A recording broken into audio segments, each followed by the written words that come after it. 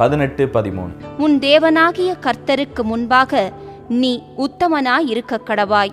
இந்த மாலை வேளையில் என் ஆண்டவர் உங்களை பார்த்து சொல்கிறாரு, உன் தேவனாய கர்த்தருக்கு முன்பாக நீ உத்தமமாக இருக்க கடவாய். ஹல்லேலூயா. ஆண்டவர் உங்கள்கிட்ட எதிர்பார்க்குறதெல்லாம் உத்தமமாக இருக்கணும். ஆண்டவருடைய விருப்பம் என்ன?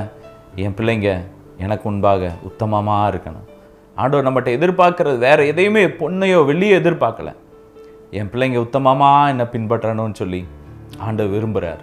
மாலை வேளையிலும் கூட உங்களை பார்த்து சொல்கிறார், எனக்கு முன்பாக நீ உத்தமமாக இரு. வேதத்தில் எத்தனையோ பரிசுத்தவான்கள் உத்தமமாக நடந்தாங்க. சிலரை குறித்து நாம் இந்த நாளில் தியானிக்க போகிறோம். முதலாவது நாம் வாசிக்கலாம் ஆதியாகமம் 6:9. நோவாவின் வம்ச வரலாறு.